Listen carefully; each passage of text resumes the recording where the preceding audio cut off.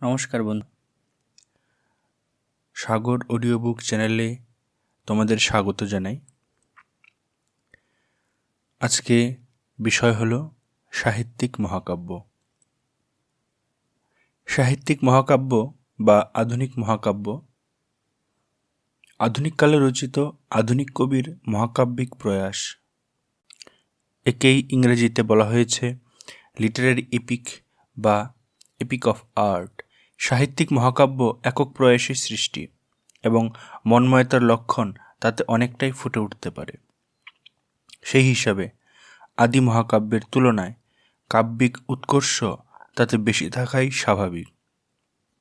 দ্বিতীয়ত, একটি সার্থক সাহিত্যিক মহাকাব্য একদিকে যেমন আদি মহাকাব্যের কিছুটা আভাস দেয়, অন্যদিকে আধুনিক মহাকাব্যেরও একটি আদর্শ সৃষ্টি করে। যেমন রামায়ণ মহাকাব্যের অংশবিশেষ অবলম্বন করে মধুসূদন দত্ত রচনা করলেন মেঘনাদবধ কাব্য। কিন্তু রচনার সৌন্দর্য তা প্রত্যক্ষ ও পরোক্ষে প্রেরণা করে থাকলো হেমচন্দ্র বন্দ্যোপাধ্যায়ের বৃত্রসংহার কাব্য বা নবীনচন্দ্র সেনের রৈবতক কুরুক্ষেত্র প্রভাস এই ত্রয়ী কাব্যের। এইভাবেই ভার্জিলের এনিট বা মিল্টনের প্যারাডাইস লস্ট শিল্পী সৃষ্টির অসাধারণ দৃষ্টান্ত হয়েই তাদের মূল্য হারায়নি, তারা প্রেরণা হয়ে থেকেছে অন্যান্য সাহিত্যিক মহাকাব্যের, যাদের মধ্যে আছে টেশর জেরুজালেম লিবারেতে বা ক্যামোয়েন্সের লুসিডিয়াস থেকে ম্যাথু আর্নল্ডের সোহরাব অ্যান্ড রুস্তম পর্যন্ত।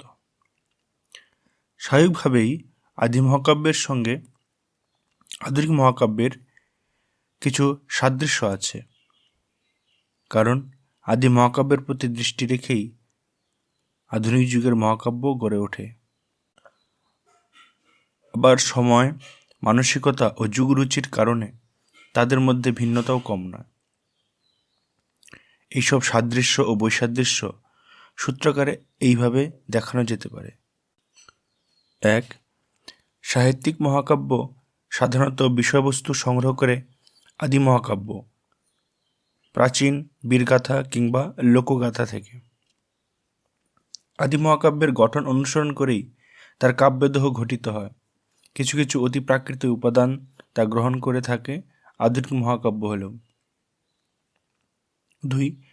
পুরাণ বা প্রাচীন ইতিহাস থেকে উপাদান সংগৃহীত হলেও সেই প্রাচীন উপাদান সাহিত্যিক মহাকাব্যে আর পুরাতত্ত্ব থাকে না। কবির আধুনিক মানবীয় দৃষ্টিভঙ্গিতে তা সম্পূর্ণ নতুন সৃষ্টি হয়ে ওঠে। কখনো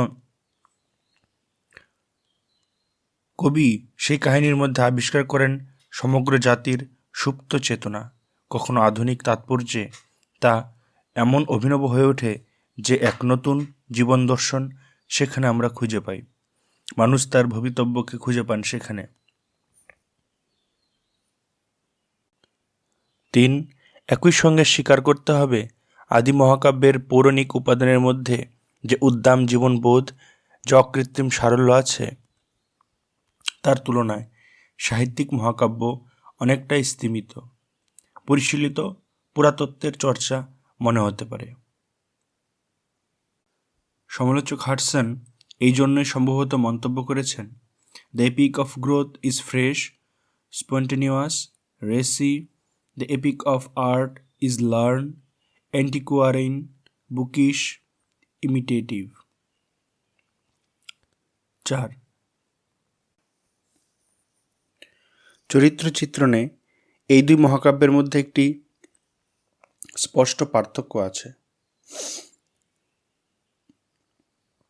আদি মহাকাব্যে দেবতাও নায়কত্ব পেতে পারেন, এমন কথা তাত্ত্বিকগণ স্বীকার করেছেন। দেবতা না হলেও দেবগল্প ক্ষমতার অধিকারী মানুষ ছিল আদি মহাকাব্যের নায়ক। কিন্তু সাহিত্যিক মহাকাব্যে একমাত্র মানুষই নায়কত্ব করতে পারে।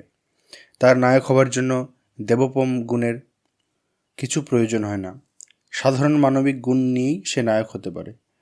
যখন দেবতাই হয়ে ওঠেন সাহিত্যিক মহাকাব্যের নায়ক, নবীনচন্দ্র সেনের ত্রয়ী কাব্যে তা হয়েছে, তখনও কিন্তু তাকে দেবতা হিসেবে নায়কত্ব দান করা হয় না, মানুষ হিসেবে সে মর্যাদা তিনি পান।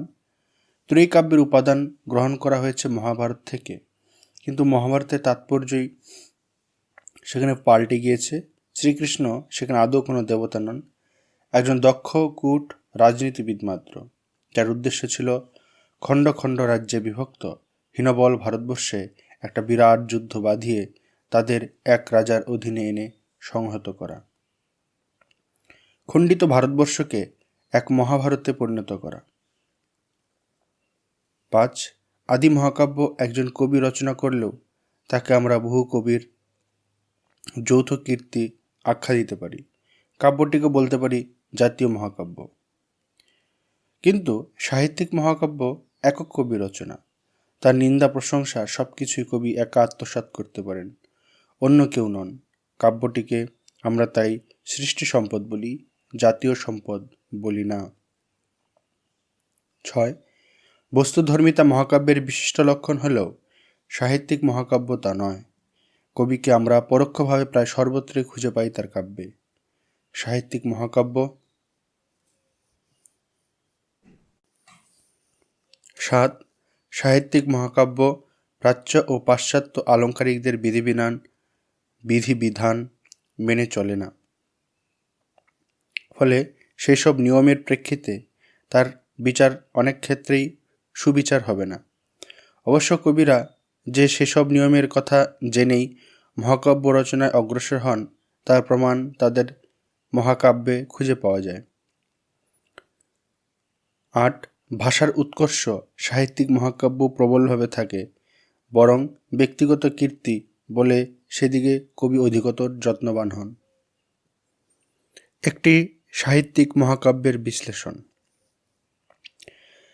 শ্রী মধুসূদন দত্তের মেঘনাদবধ কাব্য বক্তব্যে, মানসিকতায় ও উপস্থাপনায় আধুনিক বাংলা কাব্য সাহিত্যে এক অভিনব সৃষ্টি হিসেবে পরিগণিত হতে পারে।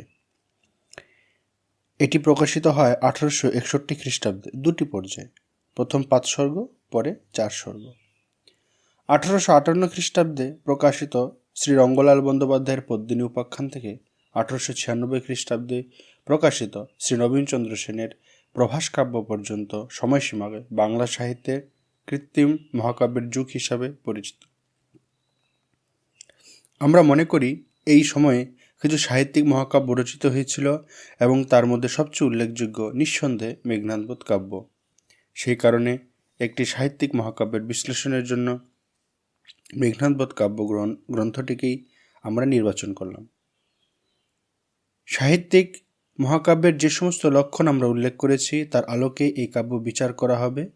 যদিও এই প্রসঙ্গে একটি কথা স্মরণ রাখা প্রয়োজন, মহৎ প্রতিভা কোনো নিয়মের কাছেই নিঃশেষে আত্মসমর্পণ করে না।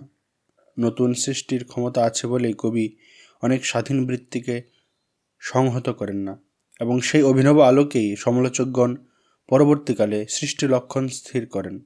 অতঃপর কাব্য বিশ্লেষণে অগ্রসর হওয়া যেতে পারে। 1. কবি মেঘনাদবধ কাব্যের বিষয়বস্তু সংগ্রহ করেছিলেন আদিকবি বাল্মীকির রামায়ণ মহাকাব্য থেকে। রাবণের বীরপুত্র মেঘনাদকে নিকুম্ভিলা যজ্ঞাগারে ঢুকে লক্ষণ অন্যায়রণে কিভাবে হত্যা করেন, সেই অংশে কবি তার কাব্যের বিষয়বস্তু হিসাবে নির্বাচন করেছেন। সুতরাং কাব্যের বিষয় মহাকাব্যের উপযোগী সন্দেহ নেই। আধুনিক যুগের কাব্য হলেও দেবদেবীর অলৌকিক লীলা এবং তাদের যন্ত্রণা ও ষড়যন্ত্রের চিত্র তিনি উপস্থিত করেছেন। এতে প্রাচীন বিষয়ের পরিবেশ সৃষ্টি হয়েছে, মূল কাহিনীকে তা প্রভাবিত করতে পারেনি। 2. কবি তার কাব্যের বিষয়বস্তু গ্রহণ করেছেন রামায়ণ মহাকাব্য থেকে, কোনো সন্দেহ নেই, কিন্তু তা তার নিজস্ব দৃষ্টিভঙ্গিতে সম্পূর্ণ নতুন হয়ে উঠেছে, এবং সবচেয়ে বড় কথা, তা এক মৌলিক ও স্বতন্ত্র দৃষ্টিভঙ্গি লাভ করেছে।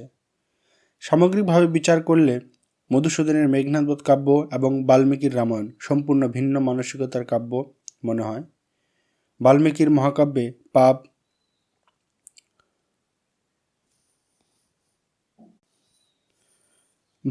মহাকাব্যে পাপের পরাজয় এবং ধর্মের জয় বড় হয়ে উঠেছে। পক্ষান্তরে মধুসূদনের কাব্যে বড় হয়ে উঠেছে স্বাদেশিকতা। প্রথম স্বর্গে চিত্রাঙ্গদার অভিযোগ এবং সমগ্র চতুর্থ স্বর্গে অতি কথন বাদ দিলে কাব্যটি পাঠ করলে মনে হয় রাবণ যেন এক স্বাদেশিক রাজা। নিজের দেশের স্বাধীনতা রক্ষার জন্য তিনি আপ্রাণ সংগ্রাম করে যাচ্ছেন। দৈব শক্তিতে বলীয়ান রাজা রামচন্দ্র অযোধ্যা থেকে এসেছেন তার রাজ্য আক্রমণ করতে। রাবণ তা প্রতিহত করার প্রয়াস একে একে নিভেছে দেউটি।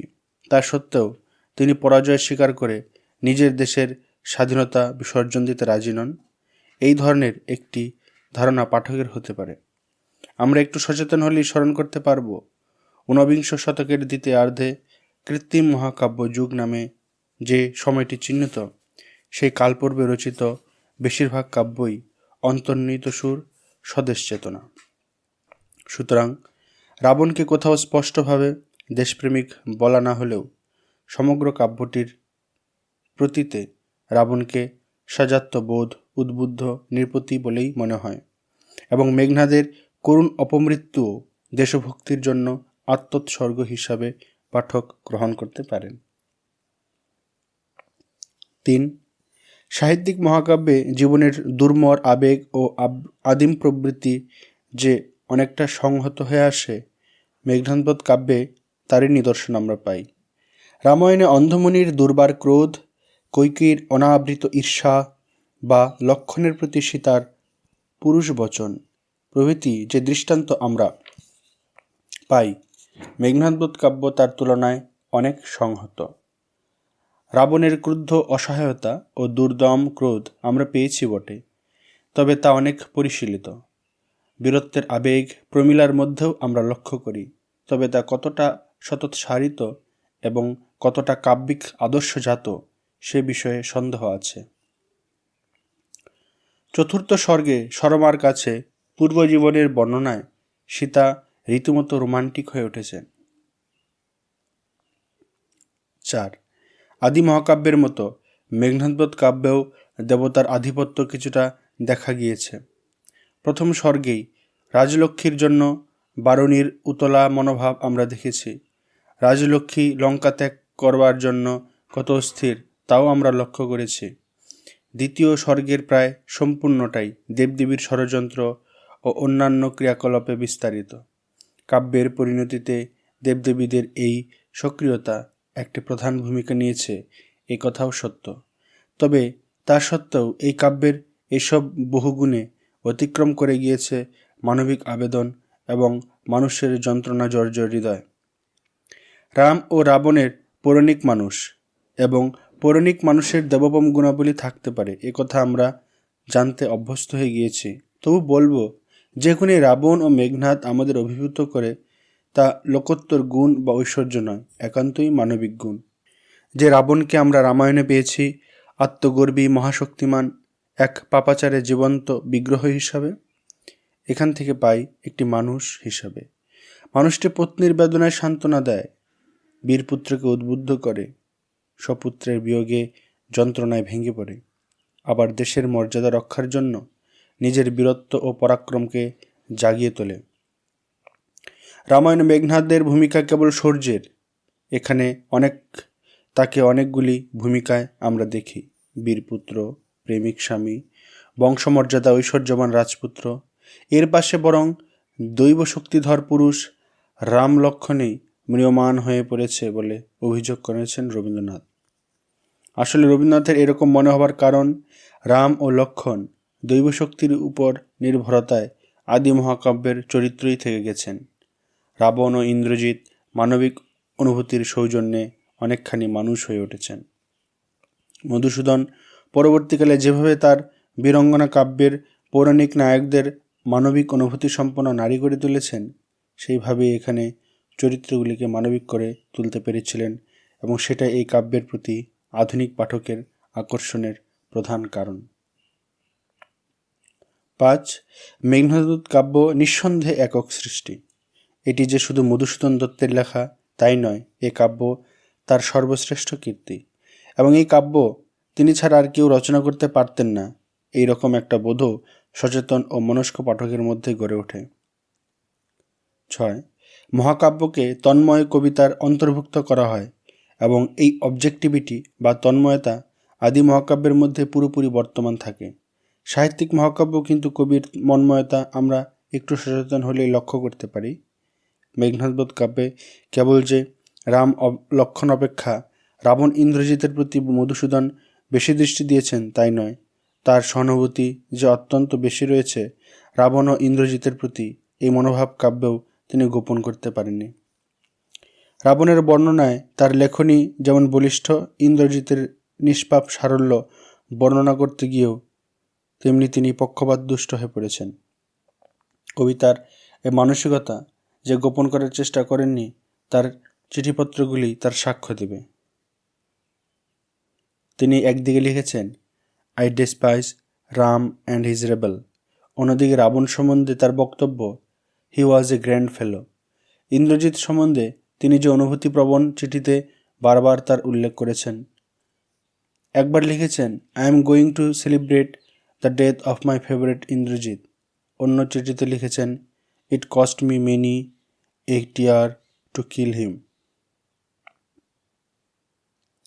আর একটি চিঠিতে পাই, he was a noble fellow and but for that scoundrel Bibhishan could have kicked the monkey army into sea. সুতরাং কবি এই কাব্যের সর্বত্রই ধরা দিয়েছেন। 7. প্রাচ্য ও পাশ্চাত্য আলঙ্কারিকগণ মহাকাব্য সম্বন্ধে যেসব বিধিবিধান নির্দিষ্ট করেছেন, খুব সঙ্গত কারণেই তার পরিপ্রেক্ষিতে মধুসূদন দত্তের মেঘনাদবধ কাব্য বিচার করা যুক্তিযুক্ত হবে না। কারণ তার এই কাব্যকে মহাকাব্য আখ্যা দিতেই রাজি ছিলেন না তিনি। একটি চিঠিতে বলেছেন, you must not, my dear fellow, জাজ of the book as a regular heroic poem, I never meant it such. তিনি এই কাব্যকে কি করে তুলতে পেরেছিলেন এই বিষয়ে তার বক্তব্য, let me write a few epic link and thus acquire a pukka first. অর্থাৎ যথার্থ মহাকাব্য লেখার আগে হাত পাকাবার জন্য এটি একটি খণ্ড মহাকাব্য বা এপিক লিঙ্ক। তিনি যে পাশ্চাত্য সাহিত্যতাত্ত্বিকদের কোনো নির্দেশের প্রতি অবিচল থাকবেন এ কথা তিনি কখনো বলেননি। তবে একথা তিনি বলেছেন যে তিনি এমন করে লিখতে চেষ্টা করবেন as a Greek would have done. Sanskrit আলঙ্কারিকদের সম্বন্ধেও তার প্রায় একই কথা, I will not allow myself to be found by the dicta of Mister Vishwanath of Sahitya Darpan. অবশ্য কবির মন্তব্য নয়, কাব্য বিচারই আমাদের লক্ষণ। সেদিক থেকে দেখলে নিয়ম যে তিনি কিছুই মানেননি এমন কথা বলা যাবে না। কাব্যটি 9টি স্বর্গে বিভক্ত, অষ্টাধিক স্বর্গ এখানে আছে। সংস্কৃত আলঙ্কারিকদের নির্দেশ অনুসারে শৈল, সমুদ্র, প্রভাত, সন্ধ্যা, যুদ্ধ ইত্যাদির বর্ণনা এখানে সুকৌশলে করা আছে। মহাকাব্যের অঙ্গিরস হিসাবে যেগুলি অবলম্বনের নির্দেশ আছে কবির প্রস্তাবনায়, তা অবলম্বনের প্রতিশ্রুতি আছে গাইবমা, বীররসে, ভাসি মহাগীত। কিন্তু সমালোচকগণ মনে করেন কাব্যটির অবলম্বন করুণারস, বীররস নয়। যেই সব ক্ষেত্রে সংস্কৃত আলঙ্কারিকগণ নির্দেশ মধুসূদন মান্য করতে পারেননি তার মধ্যে প্রধান তার কাব্য বিয়োগান্ত, অথচ মহাকাব্য সর্বদাই মিলনান্তক হওয়াটাই রীতিসম্মত। এক্ষেত্রে তার কাব্যের শেষ পংক্তি, সপ্তদিবানে শ্রীলঙ্কা কাদিলা বিষাদে, প্রায় আলঙ্কারিক নির্দেশের প্রতিবাদ বলা যায়। মেঘনাদবধ কাব্যের নায়ককে সে সম্বন্ধে সুচিন্তিত বিশ্লেষণ না করেও বলা যায়, রাবণ ও ইন্দ্রজিৎ ছাড়া এই সম্মান অন্য কাউকে বোধহয় দান করা সম্ভব নয়। এই দুজনই কাউকে আলঙ্কারিকদের নির্দেশ মতো সদ্বংশজাত ও ধীরোদাত্ত গুণ সম্পন্ন বলা চলে না। 8. ভাষার উৎকর্ষ মেঘনাদবধ কাব্যে আছে এবং বিপ্লবাত্মকভাবেই আছে। মহাকাব্যিক নির্দেশ মতো মধুসূদনের বিভিন্ন স্বর্গে বিভিন্ন ছন্দের ব্যবহার করেননি বটে, কিন্তু মহাকাব্যের সম্পূর্ণ উপযোগী অমিত্রাক্ষর নামে যে যুগান্তকারী ছন্দরীতি প্রবর্তন করেছেন, কেবল সেই জন্যই তিনি দীর্ঘকাল স্মরণীয় হয়ে থাকবেন। এই ছন্দে তিনি প্রয়োগ করেছেন বিষয়ের মর্যাদা অনুযায়ী ব্যঞ্জনময়, ধ্বনি সমৃদ্ধ, অপ্রচলিত তৎসম শব্দ, যথা দীন দীন হীনবীর্য, রাবণ দুর্মতি, যাদবতী রোধ যথা চলোর্মি আঘাতে। এই ভাষার সঙ্গে অমিত্রাক্ষর ছন্দেরই কবির বীরাঙ্গনা কাব্যের কয়েকটি পংক্তি উদ্ধার করলে তিনি ভাব অনুযায়ী ভাষার কি পরিবর্তন করেছেন বোঝা যাবে। কি লজ্জা কেমনে তৈরে পোড়া লেখনী, লিখিলে এ পাপ কথা হায় রে কেমনে, কিন্তু বৃথা গঞ্জিতরে।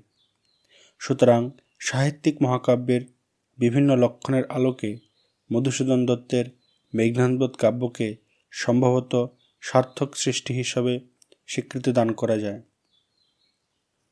সমাপ্ত। বন্ধুরা, এই ভিডিওটি যদি তোমাদের ভালো লেগে থাকে তাহলে অবশ্যই লাইক, শেয়ার ও সাবস্ক্রাইব করো। তাহলে দেখা হবে পরের অডিওতে। ধন্যবাদ।